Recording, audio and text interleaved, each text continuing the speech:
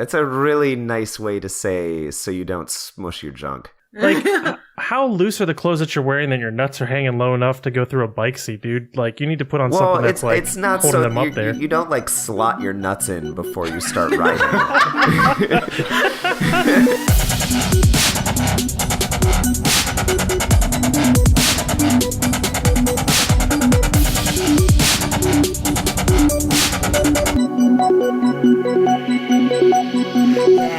Episode 44. Episode 44. Can I just, like, sip my coffee and, like, you guys entertain yourselves? Just, like, listen to an hour of me, like, eating my breakfast. And Isn't that sort of what every episode is? We all just sip our coffee and hope that one or the other of us entertains us? I don't drink coffee. I don't drink coffee either. Wait, Jared doesn't drink coffee? Heck no. Interesting. Well, caffeine doesn't really do anything for me, so what's the point? It's just hot bean water. that's exactly what it is. I've been drinking coffee since I was, like, very young. Because as weird as my parents are, they're even weirder? They're even fucking weirder. No, well, they're European, and so I would have coffee after dinner, like... I mean, I remember being, like, less than 10 and having a cup of coffee after dinner. And I later found out that's apparently super weird, and not everybody does this. Hey, everybody. Welcome to episode 44 of the Implied Nerdity podcast. There's Jared. My parents used to drink coffee before they went to bed. Son of a bitch. I'm Justin. Wait, before they went to bed? Go on. Why? That was Teresa. And Jason is here too, and he got in the habit of a morning coffee while on vacation because it was just, like, really nice. And there you go. I'm more into the flavor than the caffeine. I'm perfectly capable of starting my day without any. I would actually argue, because I feel the same way to some extent, that you are into the flavor and you are also into the ritual of it. Because I am into the ritual nice of creating. Warm cup of joe. Right. I want to make sure our With my listeners know morning we're news. trying something new this week. We're going to just start in the middle of an episode. Random story. You never know what your ears are going to get. You're just going to tune in, and I'm going to desperately try to tag you along while I'm completely ignored. For the none of our listeners who wondered, this is what we talk about before we start recording. It's really just a continuation of. There's no difference between life and the podcast. It's true. and then when we stop literally recording, just record for 24 hours at no end, and then we cut the best bits and turn them into episodes. No, we just talk all the time, and periodically Jared will yell, "All right, this is episode 44 of the podcast," and that's the bit. Can we start now? Yeah, okay. I think I'm guess. ready. I'm I've already taken care of introducing you all, so there's no need to stress yourselves out. good. No, you have to good. introduce Jason extra I get enthusiastically. judged really hard on how I introduce myself. I'm Yeah. glad And I don't that have was to. and that was Jason. Oh, Jason Eeyore over here. Oh. Yeah, that was Jason. No. It's okay if you don't care. Oh, Nobody visits me. it's okay. Everything makes me sad, especially airplane seats. Boom. Airplane That seats. might have actually been our best transition, which is upsetting. Especially because it ended with boom. I can't help it. I won't stand for that segue. Well, Jared, you might not have a choice if these new airplane seats get, I don't know, fucking voted into airplanes. I don't know how that shit works. If the Council of Airplanes votes. Yeah. I mean, people, I guess they just buy them, stick them in fucking airplanes. So the story is that I'm going to be Jason now. That's the story. No, the story is that an Italian seat manufacturer has come up with new airline seats that are standing airline seats. They say that they were inspired by the fact that cowboys can sit in a saddle all day long. I think they were inspired by standing roller coasters. I think they were inspired by money. Torture? Because that's all that this is how many people can we cram into an airplane before it's a violation? Well, it's not just that. It's I mean, not just I think how many it's people. a violation of human rights at this point. Yeah. Wait, none of us have tried it. It may actually be really comfortable. Okay, have you ever been on a standing roller coaster? Do you see in that picture how close together the seats are? I'm not. I know. I'm saying I don't actually. But I'm just saying none of us have actually tried it. So We have not the tried the seats seat. themselves, I agree, might be super It sounds comfortable, terrible. but the way they want to use them to jam even more people into an airplane somehow. Oh, I agree. It sounds terrible. But I I'm just don't saying. understand. Like the article that we got is from CNN, and they're talking about Avio Interiors, who introduced this concept of standing room only or standing room seats on airplanes, and their last idea was like completely panned. So this is the 2.0 version of it, and it is a seat that looks very much like a stand-up roller coaster, like Teresa was saying. The backs of the seats are directly upright, and it looks like you're sort of going to be kind of haunching down a little bit in an upright position. And the armrests are like T-Rex size. Yeah, the They're armrests are super weirdly tiny, and I don't see any room for like a tray or anything. But two things come to mind here. One, Jason, if you think that this is a gross violation of basic human rights, you've clearly never been on an airplane recently. I've been on an airplane exceedingly recently, and I was like, since when is everyone so close together? Yeah, I mean, why are just you so close to me? basic air flight operates on how quickly and quietly they can violate your basic human rights. That's how air travel works. And secondly, like, I don't understand why, like, at some point there has to be a violation of how many people you can get on a plane. Well, they mentioned that at the end of the article. They said that part of it, aside from the fact that this looks uncomfortable and no one wants it, is that it would be really difficult for safety as far as evacuating the plane in case of an emergency. Hey, you're already standing, so you're ready to run. But how do they consider this to be extra leg room? Because like the CNN article stands Because up. Because your you're legs can be- standing. Yeah, your legs are fully extended, so... Yeah, I guess. Plus, also, if you're in this, like, I mean, I guess I'd have to physically, like, try to sleep? mimic. Well, you clearly don't. But and this is only supposed to be, like they said, on, intranational flights, short intranational flights, not meant for international travel. Well, I'm sure it's not even, like, it's not going to be Philly to LA. Like, it's going to be, Yeah, it's going to be like Philly to DC. Yeah. Or Cleveland Like to Nashville little, or like, something puddle like jumper that. guys, yeah. But the point of the matter is, I'm pretty sure that the angle at which you will be for this entire flight is like ideal pooping position. Justin just gets in the seat and shits himself. Yeah, because like his body is like, I know this. I feel like that's like you know, like when they say you're constipated, if you kind of open up your pelvis a little bit and you like squat, you know, the little squatty potty thing. I feel like this is like borderline standing squatty potty.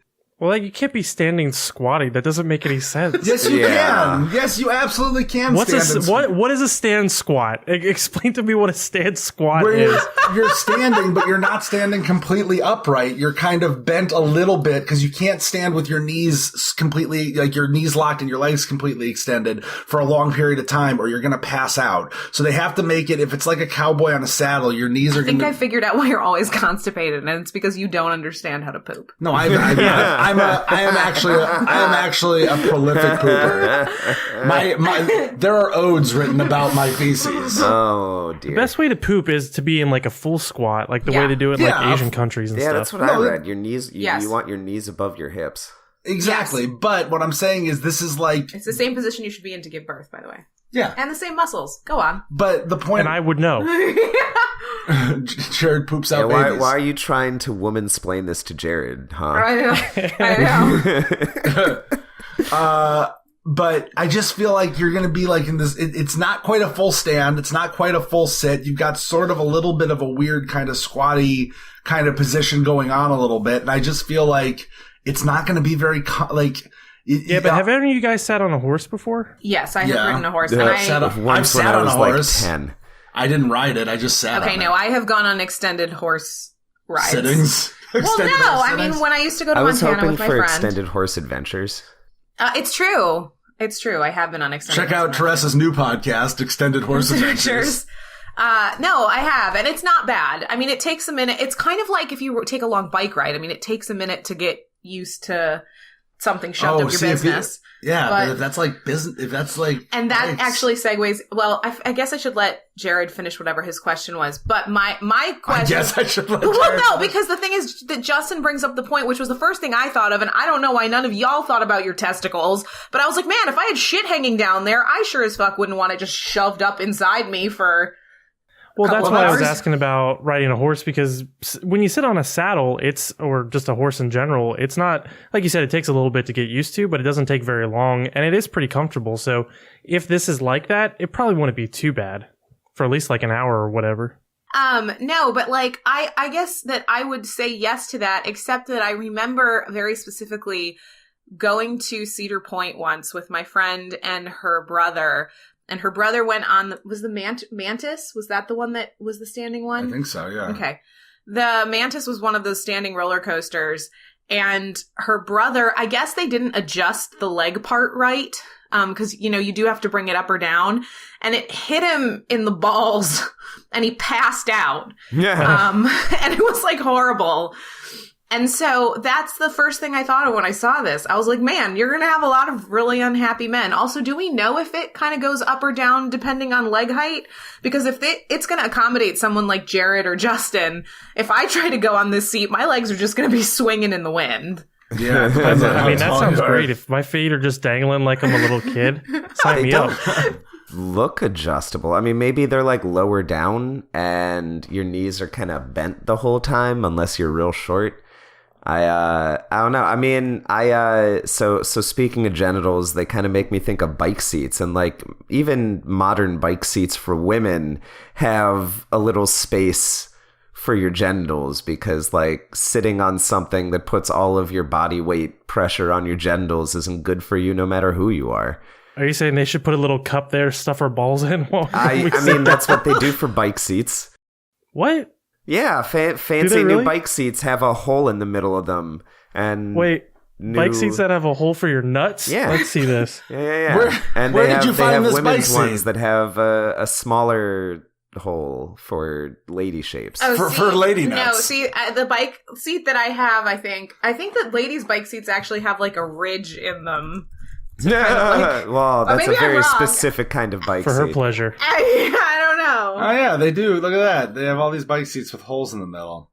What's the, Google, what is the hole in a bike seat for? Bike saddles often have a hole or a canal for two reasons.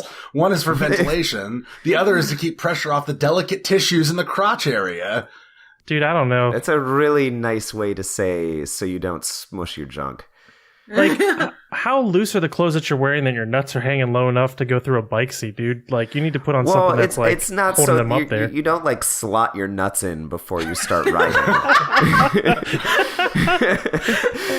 Like, you're still wearing bike shorts and stuff with like the padding and everything, but it's like Google said, it's to take the pressure off. I don't feel like I have that pressure that often. I mean, do you do long bike rides? I have. Okay. You just have really tough nuts. I don't know what to tell you. That's what I've heard. Jared spends a lot of time sitting at home just punching himself in the nuts until he can't feel anymore. At first it was weird, but now I call it training. He just has one really maldeformed kid one day. But yeah, see, that's the thing. AVO interiors, that's what you need. You need a junk slot.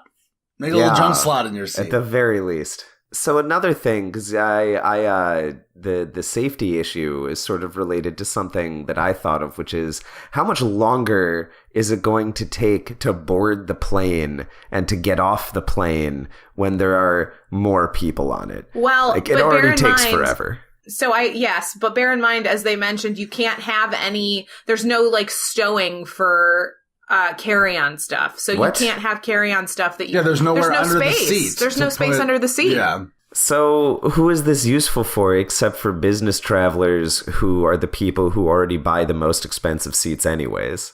I mean, I guess maybe somebody that's... I mean, I assume you're still allowed to check a bag. It's not like this is only if you want to fly. No check bag, no nothing. Just you, your body, and what you can wear. Right.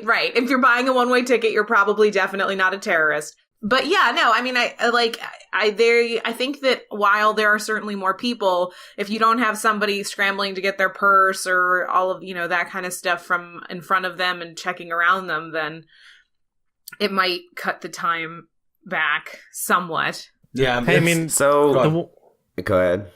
I was just gonna say the one good thing is that people can't lean their chair back and get their stupid chair in your way. So that's good. I just want to know where the tray is going to be for my fucking 10-cent You're not peanuts. going to be able to have a tray. There's not going to be a tray. What do you It'll mean? just be on the back of the seat, probably like trays are now. But if they're standing up, they're not going to be far enough away from you that there'll be a tray that can come down. Either that or I it's mean, going to look be a at tray how that's close they are in those pictures. You flop the tray down and it like whacks you in the face. I mean, it doesn't Yeah. have to be a full-size tray. It would probably be like half the size of a normal tray, just a little thing, that little ledge that you set your tiny little drink on. Just don't take my tray from me, and don't take my little TV in the back of the seat in front of me. You can take my nuts, but you can't take my entertainment and my food. I pay too much for that airplane ticket to lose those things. So I was thinking that I might, buy a seat on a plane like this if it was like $50 and came with some sort of sedative. So like you're just packaged like human sardines and then you sleep. And it's sort of like a really hope that the low rent sedative version wears of off. like cryo storage in sci-fi. I mean, that'd be cool, like if they actually had cryo storage and you could do that. That's all I got. I want to live in the future. Yeah, I feel like- every seat comes with an IV. Did you guys ever see, and I don't have a picture of it, which is a shame, but it was going around, I don't know if it was last year or the year before, but there were some weird patents for airplane seats, and one of them was like this weird like laying down seat. So like they were stacking people laying down one on top of another. I thought we Like talked bunk about that on the beds? podcast. We may have at one point. Yeah, that we sounds did. really familiar. But yeah, like the ridiculous You don't lengths- remember what we talked about on the podcast, Justin? I don't know. How about we all take a vote about whether or not hot dogs are sandwiches? Stressing me the fuck out. You guys are I standing. basically made the same argument last time as I did this time, and Yeah, I know. And I'm just wondering. Good ideological consistency. But no, I just like, why not just make a bigger fucking airplane? Why try to squeeze a lot of Because people that into costs more. existing size airplanes when you could just make a bigger fucking airplane? Because if you have a bigger airplane, it's going to be heavier and it's going to require Not more if you make it fuel. more cost effective. Like that's what they're trying to do with these seats. The people even say it's like there's so many benefits to these seats. For example, the design. So there are overhead bins. There are overhead bins. I'm looking at the picture here. I don't know where you would put a personal item at your feet, but they're definitely overhead bins. Well, they said you can't have a You personal can't item have at your anything feet. under your That was feet. in the article. But, you can increase passenger numbers by 20%. Okay, that's not great for us, but it's great for the airplane. But the seat weighs 50% less than standard economy class seats. So there's fewer components and a minimum maintenance cost. So take that concept, make, the regular seats comply with this kind of less material, less maintenance idea. So that makes it lighter. But you the still lighter have the to plane, make- the less expensive it is to fly. But Justin, I mean, I think they're lighter because they're not real chairs.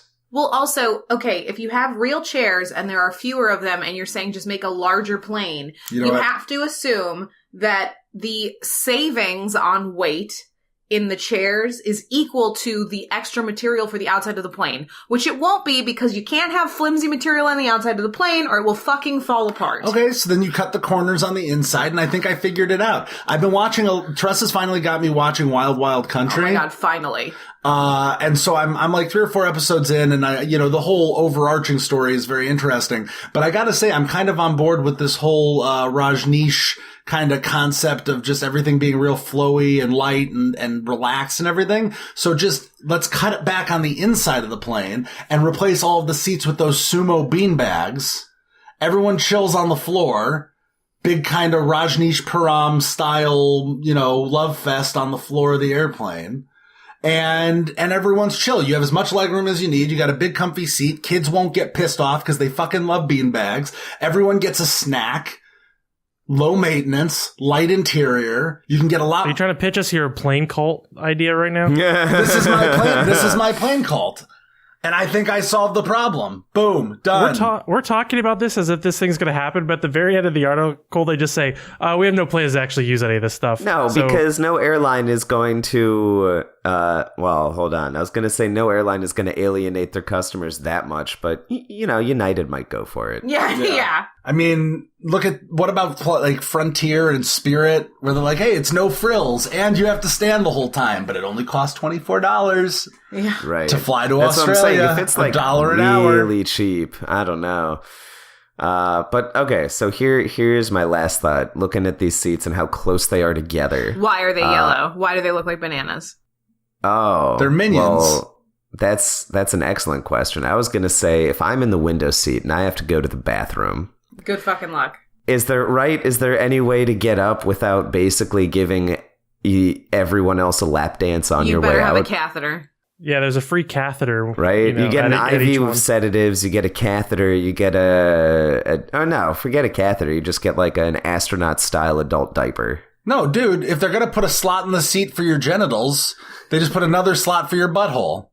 Oh, and man. you poop right through the chair. So everyone gets in their aisle, they Takes take off their their pants pants off, off, yeah. puts them in their carry-on, puts the carry-on in the bin. Everybody and takes then, a sedative, pulls down their pants, and stands up on an airplane. What could go wrong? And the poop just, there's a tube, and the poop just falls out of the airplane.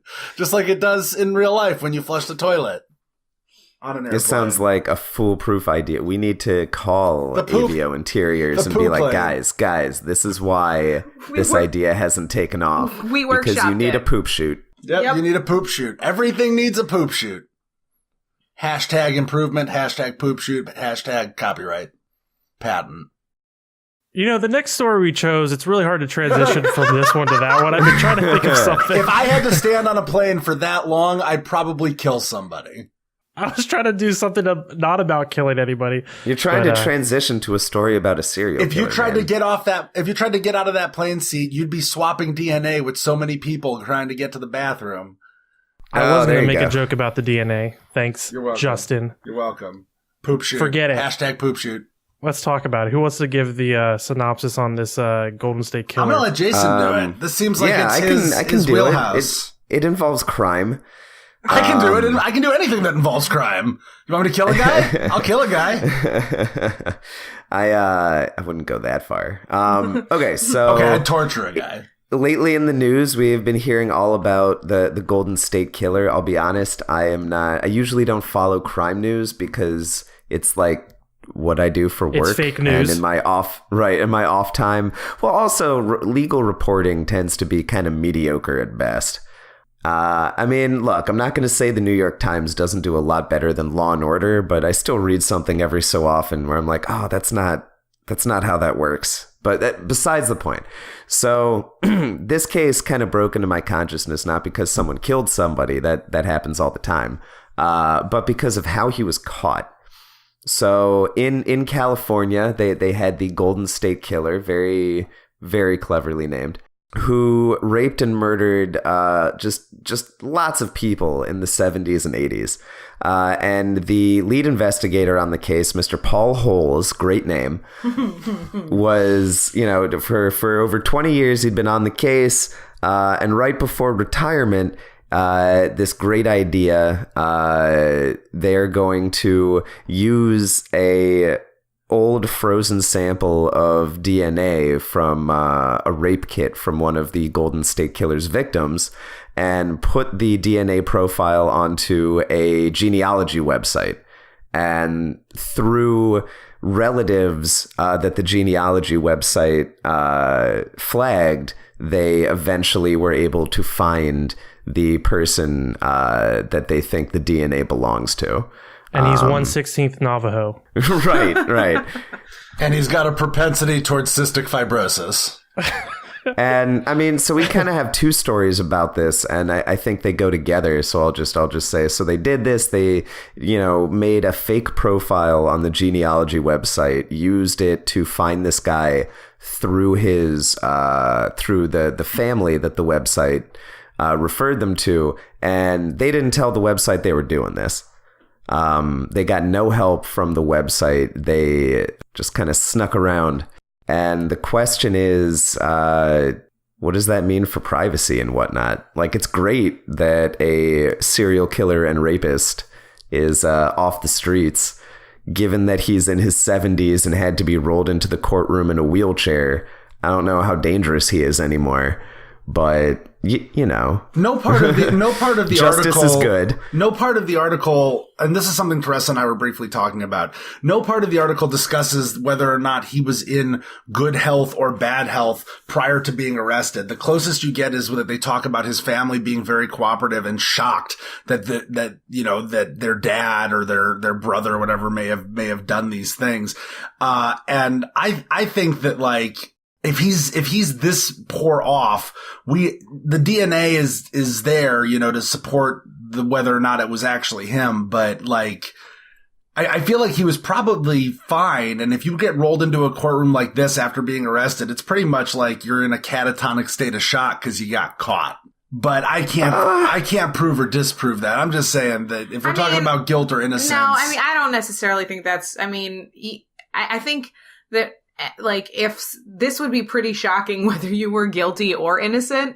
Like, also, if you were innocent and somebody was like, we found your DNA and you're the Golden State Killer now, you would probably be somewhat shocked as well. I think it's just sort of shocking on the system for an old person. Well, it doesn't say anything about whether they have gotten a warrant for a DNA sample from this guy and have done any work to make a direct match. Yeah. Right. I mean, I'm assuming that that's in the cards at least. I was just trying to do 23andMe.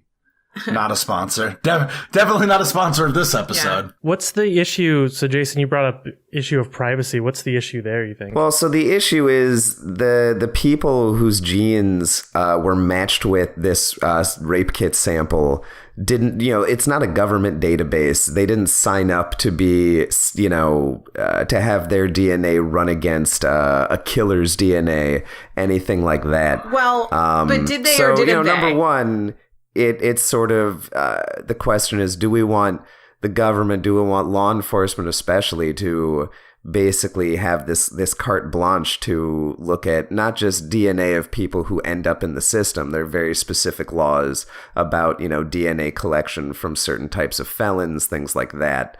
Especially because DNA has a lot more information. So the comparison is always between everything and fingerprints. Although, you know, recent studies suggest that maybe fingerprints aren't the end-all be-all we think they are. But setting that aside, because all a fingerprint tells you is someone's identity. You know, DNA has a lot more information. Right, but the thing about GED match is that it does not say, like, it specifically states that it's not, that you do not have privacy here. And that... Well, what they say is that your results, the stuff that you put into the website, may be used for any number of things. For any number of purposes, not limited to genealogy. Also, I think it's important to point out that GED match is not like Ancestry or 23andMe, where you, like, send in your sample and they give you the results. Ancestry and 23andMe, they do not allow law enforcement to use your sample. And there's some privacy concerns, but they're much more strict. But couldn't you get around that though? Like, how do they know you're actually, like, that it's your blood? Well, I was going to say that's the yeah. second question, because I you know, the other hand, it's public, and they tell you once you give us this information, it is public information. You know, nothing wrong with law enforcement using public information. Right. But GED match is where, if you, like, Justin and I recently did the Ancestry one. Yes. And so when you do it and it tells you, like, hey, these are your cousins and aunts and uncles and blah, blah, blah, whatever, it's only limited to the other people who have taken an ancestry test. The point of GED match is that you can upload your results there and see everybody who has taken a test and uploaded, whether it's Ancestry or 23andMe or National Geographic or whatever. It's like a different kind of service. I see. Well, then I think the other question is law enforcement not telling GED match what they're doing. Like, if it's not a violation of their terms and service, why be so sneaky? Like, obviously you can't make your profile and be like, hey, everybody, we're looking for a killer. So if you match with us, we're going to come knocking, hide all of your relatives. Like, That I guess I get, but I don't know. I guess imagine- my question is, at what point would Feels that, very Big Brother. what would that have done? I mean, so they say that that's what they're doing. Okay, so they don't say that's what they're doing. But I Okay. imagine, honestly, that part of it is that perhaps GED Match never assumed that anyone would do that. But if law enforcement was like, hey, we're going to come do this, I imagine they would think about adding that into their privacy terms, because people are going to be a whole lot more reticent to give their DNA if they know that law enforcement can look at this Well, stuff. I mean, also, at what point, this is public information, at what point does your insurance company start looking at your genetic profile and decide to start tweaking your premiums? And I mean, I guess this is more an issue of like Facebook, like nothing, this is public. You're putting this up publicly, like respect your own privacy more than that. Yeah. Right. But I think also, I guess the procedure I would like to see is because granted, if it's public, it's public. The government's allowed to look at anything that you purposefully make public, right? So what if they went to GED Match and were like, hey, we're looking for this serial killer. Would you mind running this profile through your system and maybe referring us to, we want to interview people who come up as relatives. They could be witnesses. They could be suspects, instead of, I guess, masquerading as this fake person and pretending to be people's family. It's just creepy to me. I don't think they ever pretended to be anybody's family, though. I think that, like, the idea. Well, we don't know exactly how they. Yeah, but the thing all is, we know is that they made a fake profile Right. and then went from there. So to some extent, Jason, I know that you're saying they didn't masquerade to be the family, but to some extent, Jason is right. Because so Justin hasn't gotten his ancestry results back because I'm pretty sure they lost them. But on mine, we sent them in on the same day. I got mine like 2 weeks ago. On mine, it shows me a list of people and how closely they are related to me. So it's not like these people are telling me anything. I haven't communicated with any of them because I literally don't know any of them because I was adopted. So it's just a bunch of random names to me. But if there's a name in there, I assume that those are all people I'm related to. I don't assume that any of those are a fake profile put up there by a police department purporting to be my third cousin, Charles Gallagher. Right. And so the, law enforcement goes straight to the company gives them the matches, and then law enforcement contacts the matches and is like, hey, we are law enforcement. We think you might be related to a suspect. Can we talk to you? I guess I still don't see the problem with that. No, that is what I'm saying should be done. If they're going to be using this, I would prefer it be transparent. You would prefer it would be done out in the open. But at that Then point, do you have a problem with all undercover police work? There are rules about how much undercover police officers can lie and what they are allowed to do. Like an undercover officer... Like if you ask them if they're a cop, they have to tell you. That is not true. But the reason everyone thinks it's true is because it feels right. It feels like if the government is nosing into your stuff, they should be honest with you about it. But for example, at least in Pennsylvania, and I think this is federal law also. Constitutionally, the police can lie to you to be undercover, to get access to your house, whatever, pretend to be your friend, but the undercover officer can't take anything. They still have to get a warrant and execute the search warrant properly. Does that make sense? Okay, but they had a warrant for the DNA. Does the warrant also have to detail what you do with what you're taking? Well, no, here they had the DNA already. Yeah. Right.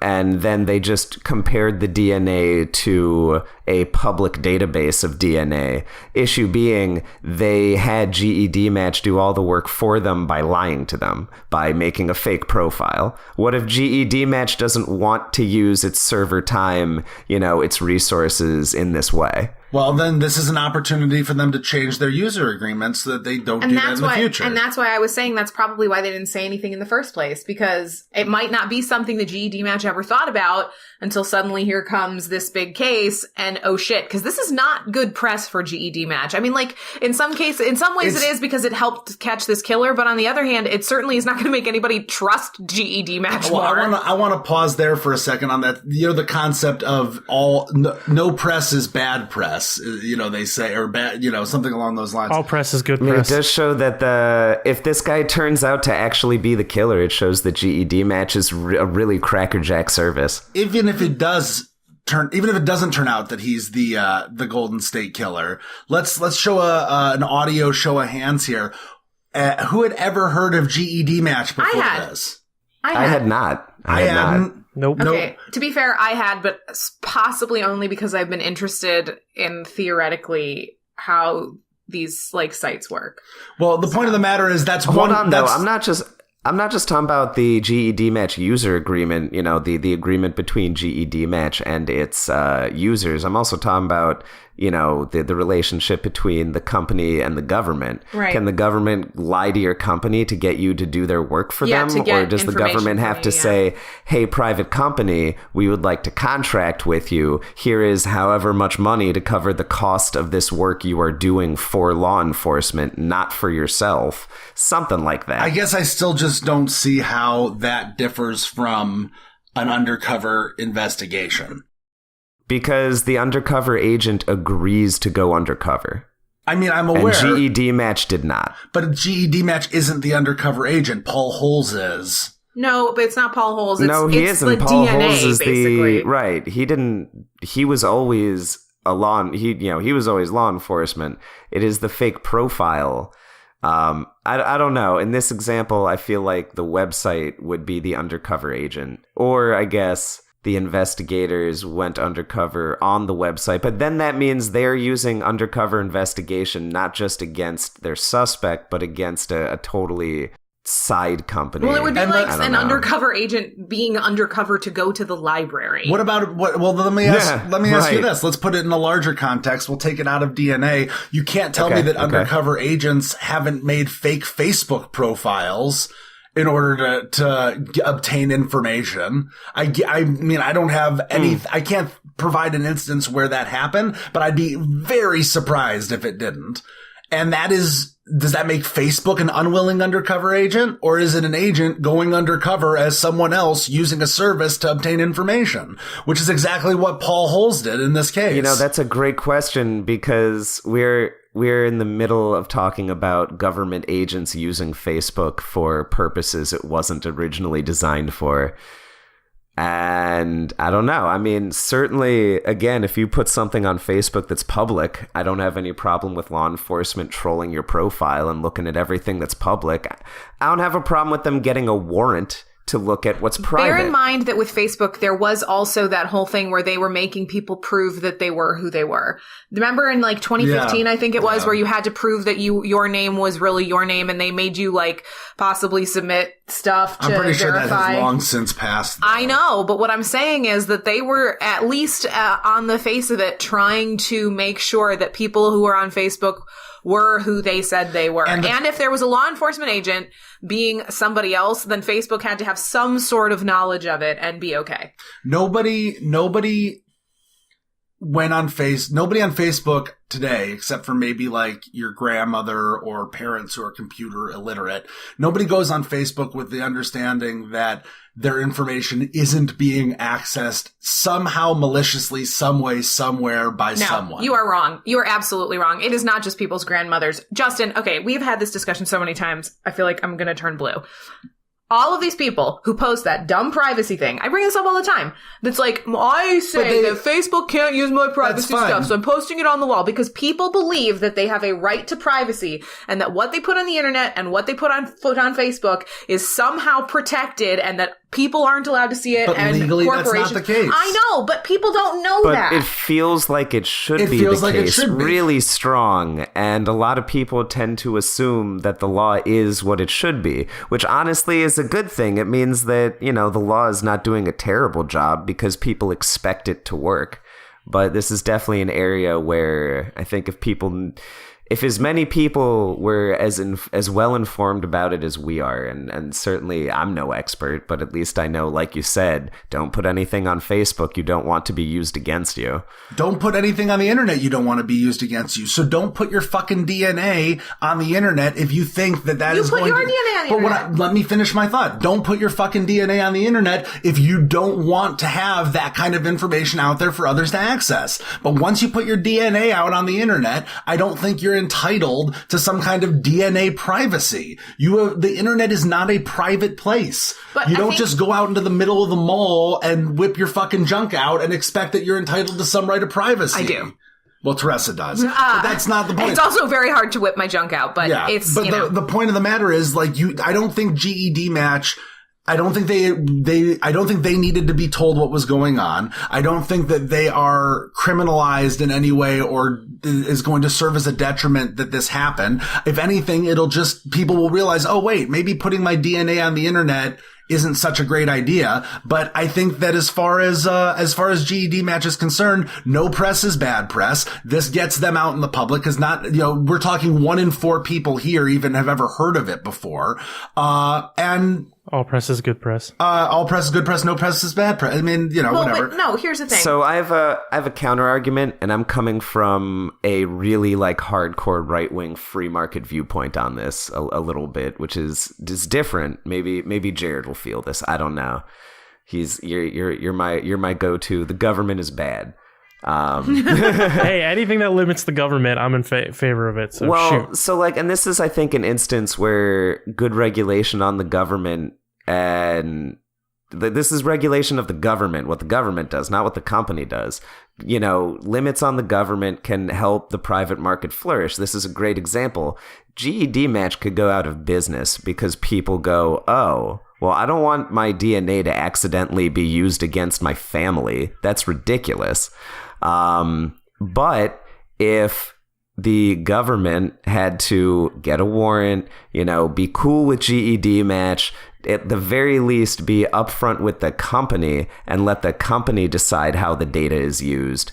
GED Match can say, hey, since the government is required to contact us before they use their service, we are going to tell you, our users, exactly under what circumstances we're going to allow that. And they did do people that. Are therefore more comfortable with them. No, Justin, it's not that they did do that. It's that they had a very open... Basically, GED Match is no less safe now than it was before as far as privacy. Yeah. But there was the illusion of safety. We just now know how unsafe it is. Correct. And so that could, and I agree with Jason and was actually going to bring up the same point. That could negatively impact GED Match and possibly put them out of business. Because people assume that the law and privacy are on the side of the individual as opposed to generally the side of the corporation, which is not true. But their user agreement, it was a blatant statement that said it could be used for anything. Right, but people don't read and I'm not arguing that this is that the people who make the argument well, I didn't know because I didn't read it are right. No, they're not right, and you need to think about where you're putting your information, and you need to read these kinds of agreements to see what you're signing off on. But people didn't know, and now that they do, it seems unsafe. But I promise you that nobody is reading the user agreements for any of these kinds of DNA things. And even now, I am sure that other than GED Match, no one's going to look and be like, oh, I want to get an ancestry thing. I want to get this. I want to get that. Or I want to get a lesser known third party one. Let me sit here and slog through the legalese to see how this is going to be used. Also, why is this a problem? I mean, are any of us planning on committing crimes? Would you be a little bit upset if it turned out that your sister was a murderer? No, but I don't really like that argument. Just because you're not committing a crime, that doesn't mean the government should have easy access to all your data and all your information. Well, I'm talking about this in a very niche. In this particular case. And Teresa's argument of, wouldn't you be upset if you found out your sister was a killer? Yeah, I'd be upset that I found out she was a killer, but I would assist in making sure she was arrested for it. I mean, that's true, but I guess... you knocked on my door well, and asked if you could swab my cheek. Not everyone has that kind of a relationship with their family. Right, that's true. And, some people would hide their sister and, whatever, help her lay low. It's true. Well, then they should also go to jail. And additionally, let's remember that, okay, we're talking about something specific with law enforcement, and are we glad that a serial killer and rapist was found and will be brought to justice, even though a bunch of these cases are already past the statute of limitations, so there won't be justice for them? It is a good thing that this was solved. However, this is not the only application that the government can use DNA for. You know that, I know that, we all know that.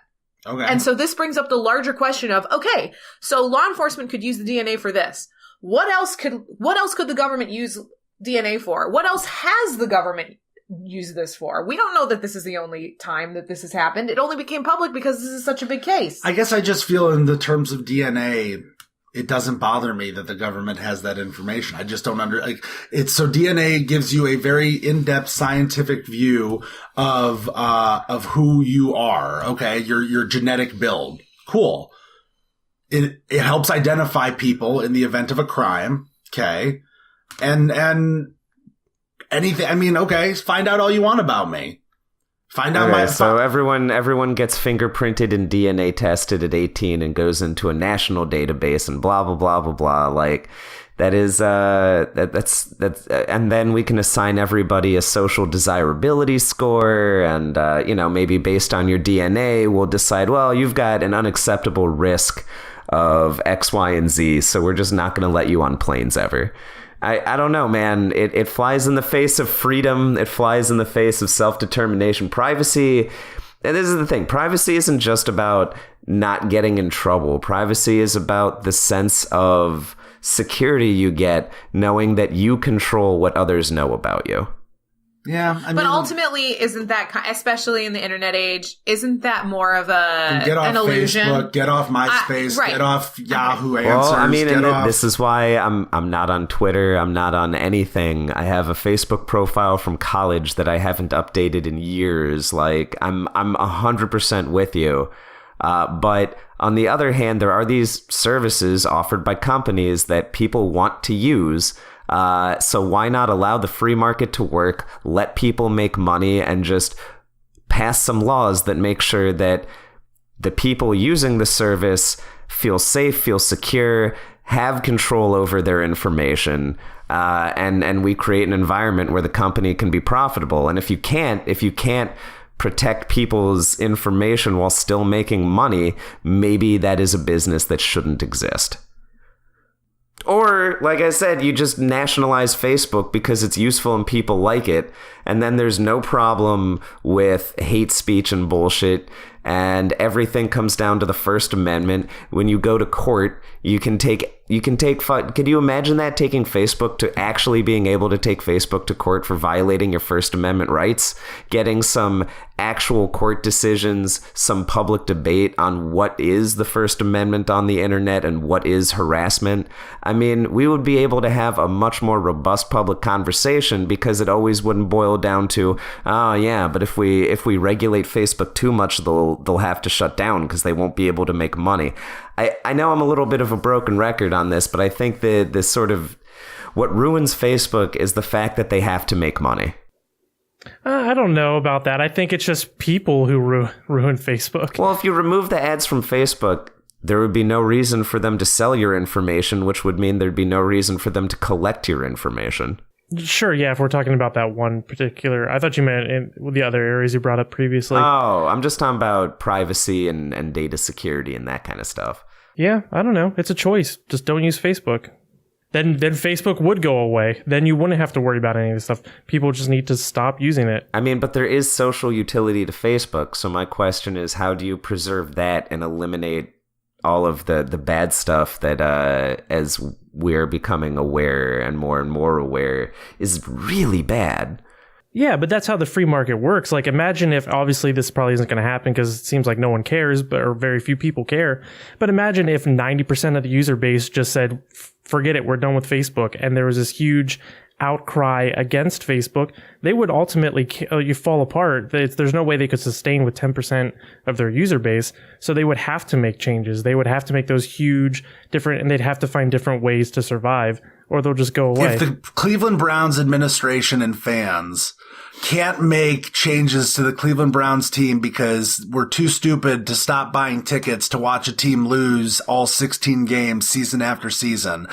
You know, I mean, that's low level change. You're never going to get 90% drop off on something like Facebook, and you're never going to get people to stop sharing all of their personal information on the internet. I mean, even if, Jason, you're not on Facebook, you're not on Twitter, you're not on all these other things, you still do things in life. Those things get chronicled by other people. And I guarantee you, if you delved into a Jason Paris Google search, you would probably find a lot of information being shared about you that you didn't even know was being shared. So there's really no way in the internet age to privatize the human being. Privatization of self doesn't really exist in the grand sense anymore. And I feel, you know, if it's not evidenced by the fact that people are so willing so frequently to spit into a tube, stick it in the mail just to find out whether they're related to George Washington, which most people aren't going to be. You know, is that a big question? That's like their big, that's what Ancestry, that's what they pitch it all on. It's like, I found out I'm George Washington's great niece. You know, and so that, I mean. Hey, I'm related to Ulysses S. Grant. Thank you very much. Yeah. That's cool. Yeah, that's neat. See the resemblance in that strong jawline. I'm also drunk all the time. Ulysses S. Grant had a really hard time talking to ladies, so I can see it. Ladies have a hard time talking to me because they don't want to. Yeah, that's what we could Oh, man. But no, I mean, if we're making all of this argument on the privatization of self, I feel like in the technology age, that's a really weak argument. It doesn't really exist anymore. Not in the sense that it used to. And I don't think a lot of people are bothered by that in the grand scheme. I disagree because every time something happens, people freak out. And on that note, I have something to do that I don't want any of you to know about, so I'm just going to leave. Okay, bye. It's true, bye. Yeah, no. I think Justin is also just mad because he didn't get DNA results and it's taking forever. I mean, and so he's pissy listen, about it. Ancestry.com. Yeah. Yeah. So he's pissy about it. I had a pretty good experience on there, though. It was interesting. It was weird. As an adopted person who, you know, didn't know anything about where she came from except that, oh my God, I am so pale. It was a pretty interesting process. Although I will say that what gave me pause about doing it was sort of privacy concerns. Well, and that's kind of what I'm saying. Like, I would like to live in a world where we can both have, like, companies doing interesting things and people making money for, like, being innovative, but I also want to live in a world where if we think that something is good and worth having, we can have it even if it's not profitable. Well, and I will say that if I was not adopted, like if I was, you know, for example, Justin did this. If I was Justin and I had a pretty good idea of what my background was, as it stands, I would not do one of these because I'd be like, I know well enough. The risks outweigh the benefits. But as somebody who knew literally nothing, I was like, well, it would be kind of nice to know a thing, you know, to have any sort of vague sense of who I might be ethnically. Although it actually just ended up being really weird. And now I feel like I have two entirely separate identities, which is confusing. Anyway. Well, it's weird. No, because, okay, so long story short, I was raised by, my mother was born in Spain. So 50% Spanish from there. My dad is 100% Sicilian. He was born in New York, but his parents were not. They were born abroad. So that's how I've always thought of myself. It turns out that my DNA pool has been in the United States since the 1700s, which is not a first generation thing. Weird, right? I am very Irish, 30% British, and I am partially Roma Gypsy. That's really weird. It's super different than That's like straight up, you know, religious freedom, leaving Europe, you know, for the new world kind of shit right there. Right. But it's so very different than my experience of living for the past 30 years that I'm like, oh, this is where my DNA body came from, but it certainly doesn't feel like who I am. So I have this like very weird sense of like my identity, my cultural identity as a person who has grown up, and then also I guess my DNA identity, which is weird. It's a weird thing. Also, I managed to experience racism against the Roma Gypsy part after about an hour of knowing that, because I told Amazing. a person, an unnamed person on my in-law side, what my DNA breakdown was. And they were like, ooh, Gypsy, let's just forget about that one. And I was like, dude, it's been like an hour. Already. Amazing. Yeah, I was And like, they said, wow. you got gypped. I was like, I don't even know if I have any kind of feelings of connection with this culture yet, but I am definitely offended already, okay? I only just found this out, and you are already giving me crap. Right, like you couldn't give me 24 hours before you started with the racist bullshit? Awesome. Would either of you do an ancestry kit? Nah. I know where my family comes from. Also, like, the Jewish people were kind of forced to only intermarry for like hundreds of years. So Right. Yes, that is true. I am 1% Jewish, as it turns out, much to Justin's mother's great delight. I was going to say congratulations. Yeah, she was like beyond fucking thrilled. You're finally the right type of person. Yeah, well, I mean, that was sort of... Yeah. You get 1% of a secret bag of gold. Yeah, yes. Well, she was like, that means Radio Edit is Jewish now. And I was like, I feel like you don't fully understand how these rules work, but it's fine. Yep, she's 100%. That's how it works. Yeah, that's how it works. Definitely how it works. Yeah. No, I wouldn't do it either. I kind of know a lot of my family ancestry, and I don't know, super German on one side and like random English people on the other. So like, whatever. I guess I don't care that much. I probably should care, but I don't care that much about my ancestry. I'm related to Ulysses S. Grant. That's all I know. That is really cool. And that's what people want to know. So if you already know it, then why do digging? Yeah. But it's funny I that don't you even say care, though. that you know what you are, because I was talking to one of my friends about it, who it turns out that her mother is apparently really concerned about gypsies and always calls her when she thinks gypsies are in town. Anyway. Amazing. We need people on the watch. Yeah.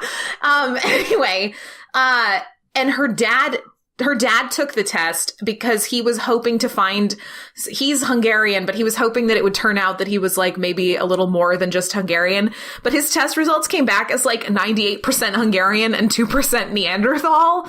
And he was So that's like 100% Hungarian. Right. I mean, everyone's a little Neanderthal. Right. And so he was like, awesome. So I just paid a lot of money to find out that I'm just definitely very Hungarian and a little bit caveman. Awesome. Perfect. I actually, one of my friends did 23andMe recently, and based on the results, discovered that a great grandmother somewhere was messing around. Ooh, yeah, that happens a lot.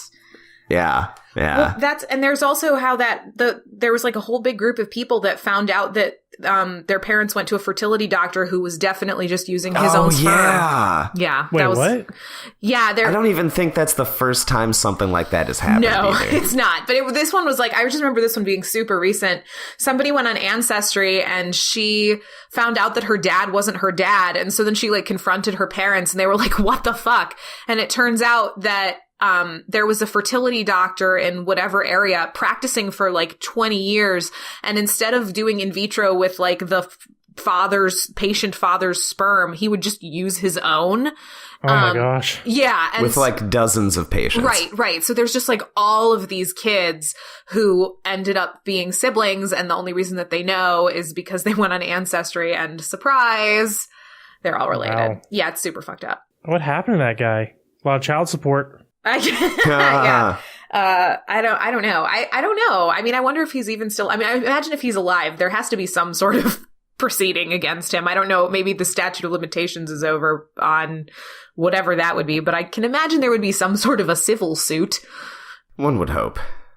Well, that's a lot to unpack there. You want to talk about Amazon delivering stuff to your cars? All right.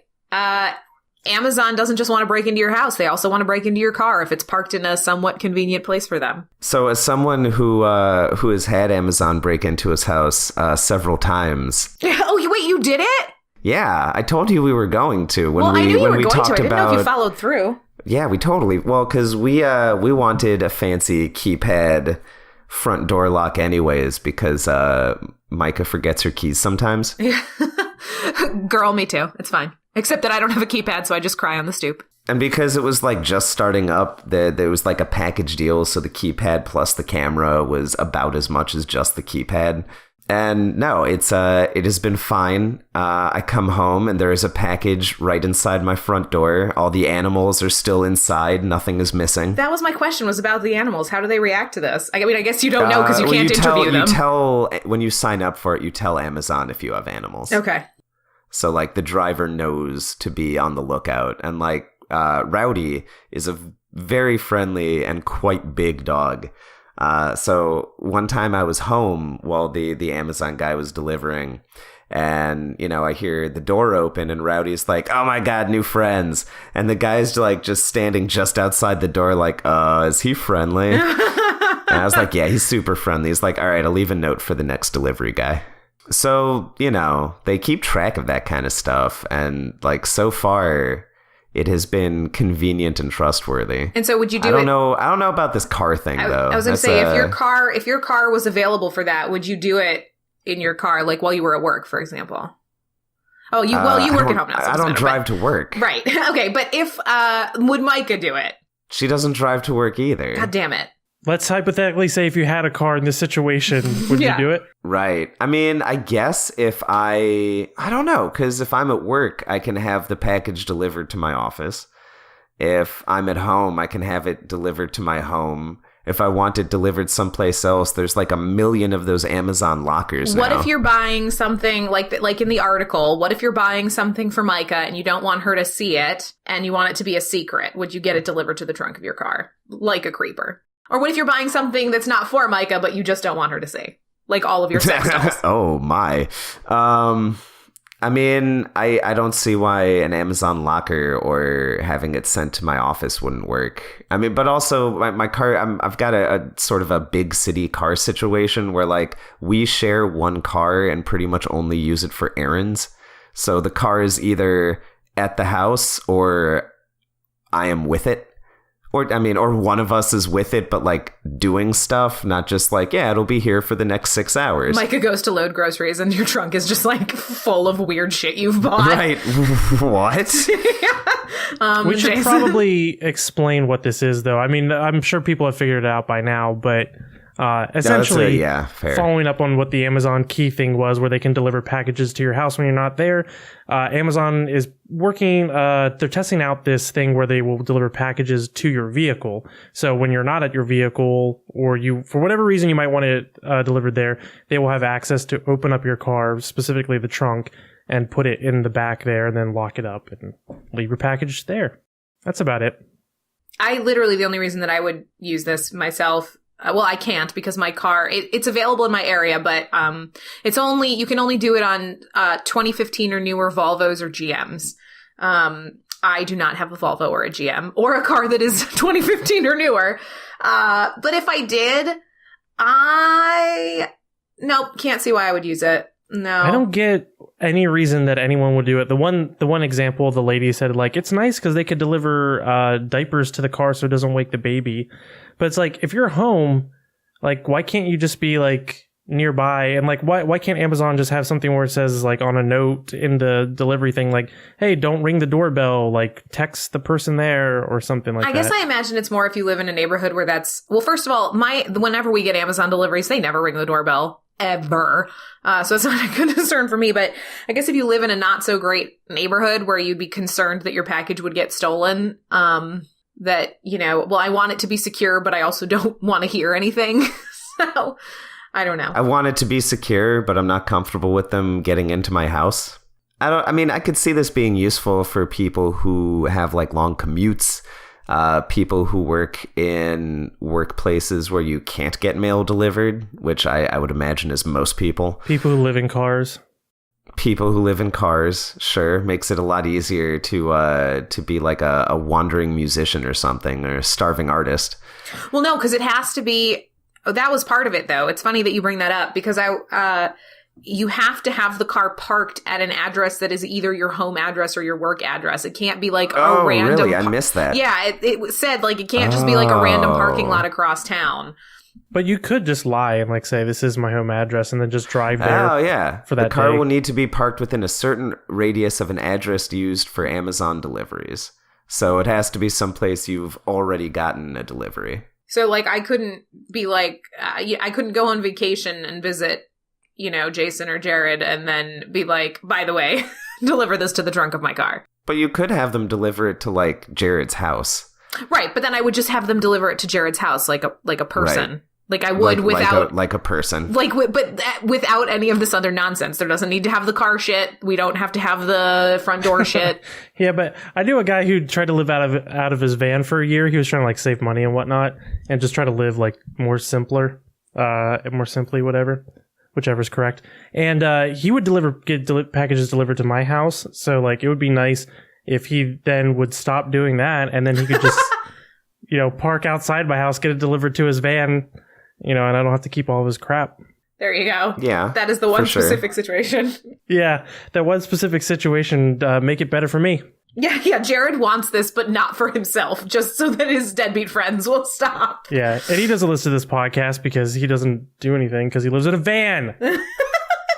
Nice. It strikes me as one of those ideas where, like, I'm curious to see over, I think it's a 2-year test cycle, how many people end up using it and what they end up actually using it for. Because, like, it's a neat thing, and maybe no one will use it. And I'm guessing that if it does catch on, it'll be for a reason that is, like, impossible to predict. Well, I think it's really interesting that in the article they said that while Amazon's like, yeah, the Amazon what is it called? The front door thing? We'll just call it front door. The Amazon Amazon front door thing. The front door thing. They were like, it's super successful, but like no numbers have been released. So we don't actually know how many people are using it, or if it's even popular. They were just like, it's fine. It's great. People love it. We're also delivering to cars. And so I would be interested to see what the numbers were on the front door thing and how many people kept it.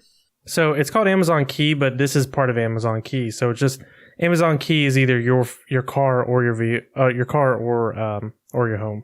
They're both the same program. I'm sure that I will speak up for Justin, who is at an appointment right now. He is against this because it is new and possibly convenient. And he doesn't like it or anything, and actually doesn't want Amazon to deliver anything to him. He wants to have to walk to them. I hate it. I don't like it. It's convenient. I hate movie theaters. Especially movie theaters with reclining seats and Snacks. waiters. Yep. All of it is bad. That's the worst. I just don't get it.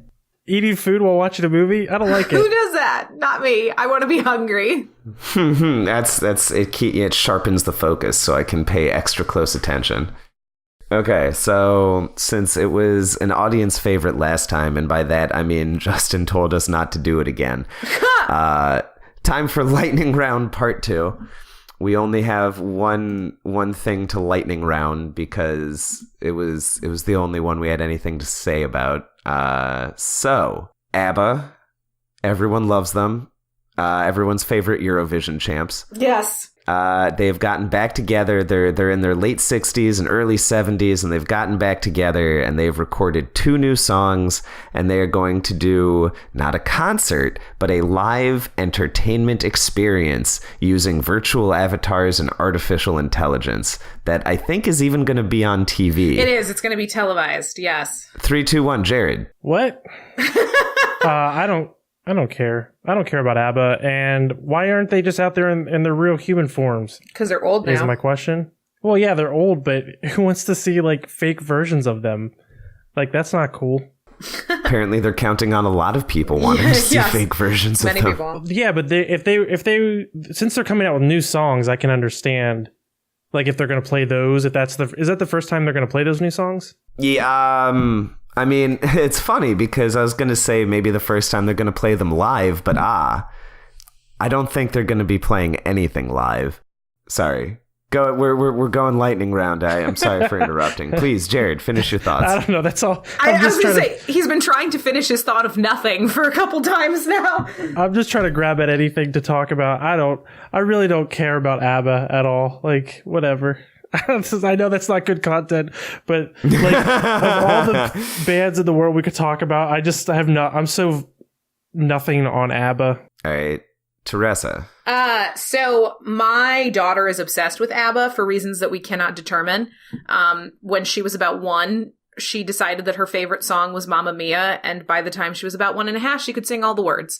So we know the entire ABBA discography sort of against our will, but I think the whole thing is weird. I imagine they're doing the avatars because they think they're too old to go on stage, but I don't know if this is a thing that anyone other than my 3-year-old is really clamoring for. Avatars. Yes. There we go. All right. Jared participated. We're really proud of you, buddy. Thank you. But, I mean, I don't know. If people want more ABBA... Can that be the name of the episode? Yes, avatars. You have to listen to the end for it to make sense, and even then.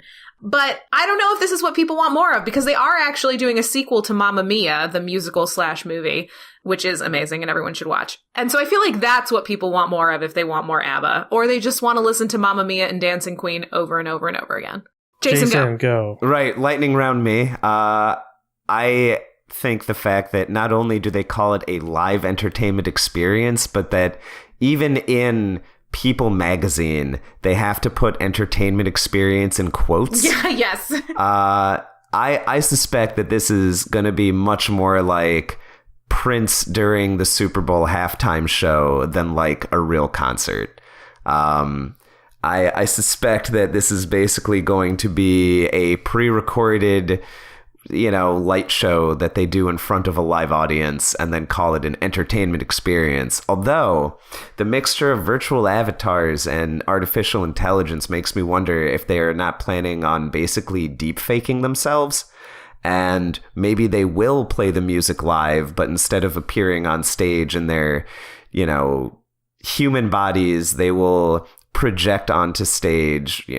I would guess, kind of like Moff Tarkin, or Princess Leia, a younger version of themselves that is deep faked to match what they are saying and doing as they play their instruments.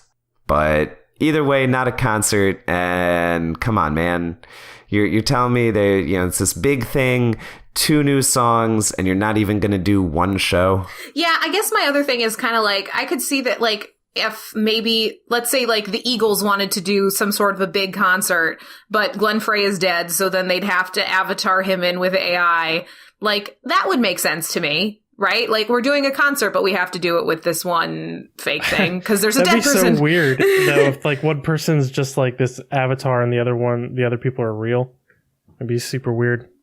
Or they could do like the Who did and just have Ringo Starr's kid play bass. Right. Well, right. And I mean, they're on the Eagles are still on tour and they have somebody else doing it. And that happens all the time. But speaking of the Beatles, you could have the Beatles reunion, but it would be Ringo and Paul and then Yoko.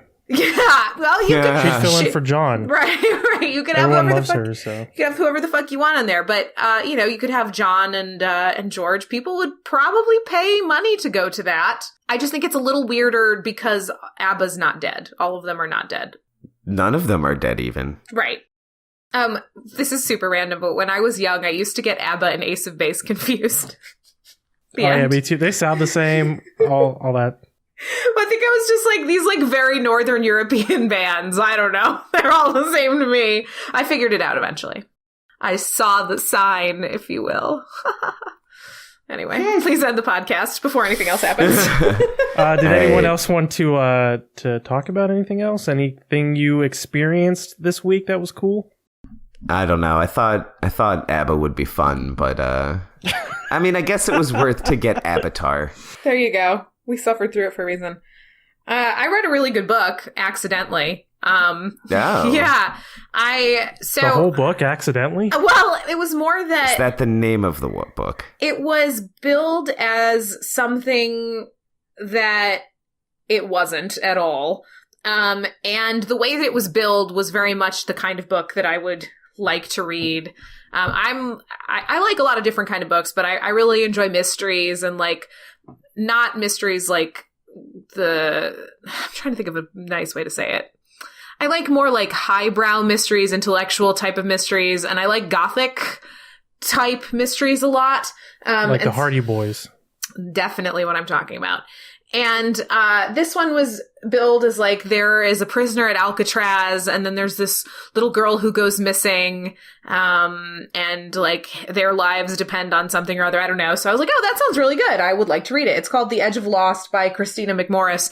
It is nothing like it was billed as, and if I had been given a summary, I don't believe that I would have read it. I don't think that it would have sounded appealing to me. But I really can't recommend this book enough. It was fabulous. It's so good. It actually chronicles the life of this kid, as he grows up and he moves from Ireland to the United States, and just the different circumstances in his life. He does eventually end up in Alcatraz, and there is a girl that does go missing, but it's sort of at the end and not the crux of the book. But it was just like such an amazing and beautifully written book that I'm almost glad that the summary was so misleading, because it would have been sad if I had missed it. It's just really, really engaging, really good. I read it in one sitting, so I recommend it. The Edge of Lost, Christina McMorris. Nice. Cool. I got nothing this week. Jason, anything? No, I don't know. I've been kind of boring lately. I haven't done a lot of. I've been like trying to. Well, so I've been working out of the house a lot lately. So I've just been trying to spend my free time going out and like seeing people. Leaving your house. Leaving the house, if you will, which has been fun and interesting, but my work involves staring at a screen all day, so it tends not to be a lot of like reading or movies. Not lately. I don't know. I'm usually like, oh my god, all these Netflix originals, Justin, you can shut your face. They're so good. Any hot gossip? Meek Mills is out of prison. That's true. Yeah, I didn't even know he was in prison. That's true. He was. What did he do? A minute ago, he was locked up, I think, on a drug charge. And he then recently, while on probation, was found in technical violation of his probation for being arrested. He was not convicted of anything, but he got arrested, which is still a probation violation. Wrap your head around that. And the judge gave him 2 to 4 years. Yeah. Well, it was like there was a big outcry about it. But what I've been hearing in the news is that evidence has surfaced that the officer who made the case against him in his initial trial has been sort of outed as someone who falsifies evidence.